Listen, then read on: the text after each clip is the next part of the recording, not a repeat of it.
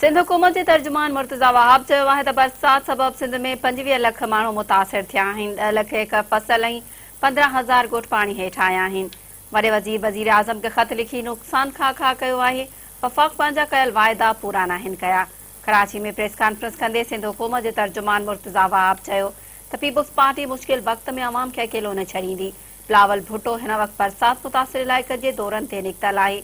वॾो वज़ीर मुराद अली शाबो मुतासिर इलाइक़नि जा दौरा करे 20 ज़िलनि खे आफ़त सटियल करार ॾेई चुको आहे। मुर्तज़ा वहाब जो चवणु हो त वफ़ाक़ सिंध जे मसइलनि जे हल लाइ संजीदा थियणु घुरिजे। कराची लाइ माज़ी में कयल ऐलाननि ते अमल नाहे थियो। सिंध हुकूमत सियासत खां मथां ई थी करे वफ़ाक़ सां गॾु वेठी। बिलावल भुट्टो वांगुरु वज़ीर आज़म खे बि सिंध जी अवाम सां गॾु बीहणो पवंदो।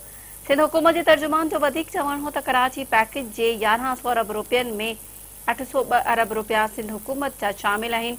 वफ़ाक़ घटि खां घटि रक़म ॾेई रहियो आहे। कराची सर्कुलर रेलवे मंसूबो सीपेक में शामिल आहे। ऑरेंज लाइन मंसूबो बि सिंध हुकूमत ठाहियो। वफ़ाक़ी हुकूमत क्रेडिट खणी रही आहे त 62% इन्वेस्टमेंट करे रही आहे।